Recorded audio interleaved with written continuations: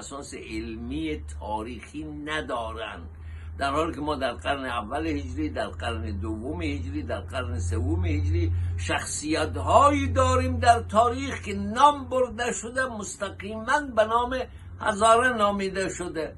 خب اینا در قرن دوم سوم هجری هیچ ربطی با هزاره مغولی نداره. مغول ها در سال 616 آمدن به سمت خراسان و در سال 618 در بامیان بودن و بعدش هم در سال 619 وارد منطقه خراسان شدن. این قدیمی ترین تمدن اونجا نمونه هاش همی که طالبان منفجر کرد بودهای بامیان را این مردم ساختن و ها کذا و ها کذا.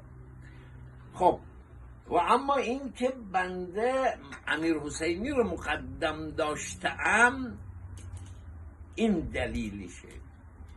تاریخ مردم هزاره بحثی قومی، ملی و نژادی مخصوص ما هست که هم شامل هزاره های افغانستان میشه، هم شامل هزاره های ترکمنستان میشه، هم شامل هزاره های ایران میشه، هم شامل هزاره های پاکستان میشه و هم شامل هزاره های عراق که عده زیاد هزاره داریم ما در عراق که تابعیت عراقی دارن.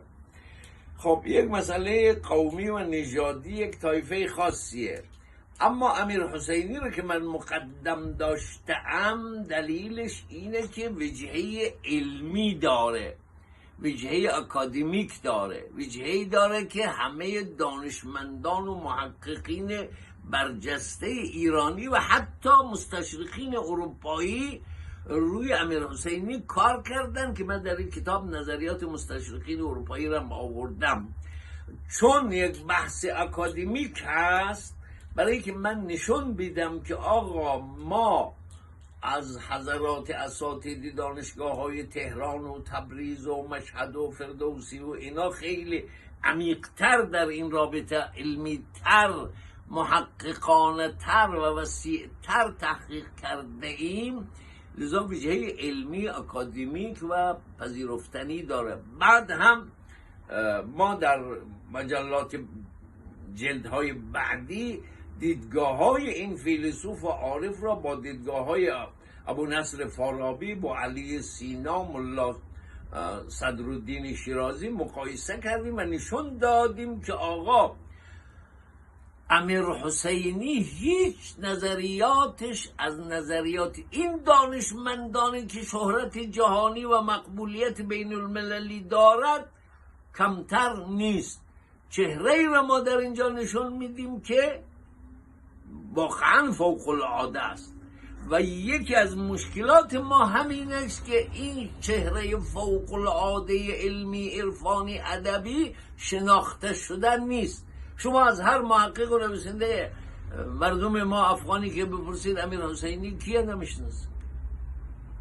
ما یک چیز را داریم ارائه میدیم که دیگران میشناسه ولی خودمون نمیشناسیم، چون وجهه علمی داره، وجهه دانشی داره، وجهه اکادمیک داره، قابل قبول دانشگاهیان و مستشرقین و محققین کشورهای دیگر هم هست.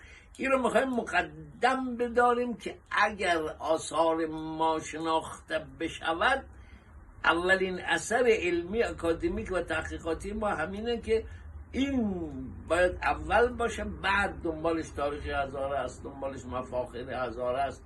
خب این ابو خالد کابولی از نظر حقیر فقیر ما 10 تا دلیل داریم بر این که ایشان هم هزاره. این در قرن اول هجری بوده، این هم هزاره. خب از اصحاب 4 تا امام بوده، از معمرین و کسی بوده که خیلی عمر کرده. امام زین العابدین را ایشون ملاقات کرده، امام باقر را، امام صادق را و حتی امام هفتم حضرت امام موسی بن جعفر را، یعنی دوره 4 امام درک کرده. شخصیت فوق العاده است، بیشتر از لحاظ حدیثی، رجالی، تفسیری، اخلاقی اینا مطرح و بیشتر در حوزه ها مطرح، در علم الرجال مطرح و امثال اینا. لذا این کتاب برای توده مردم سنگینه، چون هم بحث تاریخی داره، هم بحث رجالی داره، هم بحث حدیثی داره، هم بحث تفسیری داره. لذا اینا به تأخیر انداختم که بذاره یک سری کتابای دیگه چاپ بشه بعد اینه. و اما کتابی که بسیار باز مهمتر از همه اینا هست مفاخر غرجستانه. مفاخر غرجستان مثلا یکیش امین امیرحسین، یکیش ابو خالد کابولی و ده ها شاعر، ده ها فیلسوف، ده ها منجم و ده ها مورخ و عارف و شاعر داریم که از غرجستان برخواسته، هیچ کس اونا رو نمیشناسه. اون هم کتاب بسیار مهم است که منتها او را من بعد از ترتیبی که خودم تنظیم کردم او را بعد از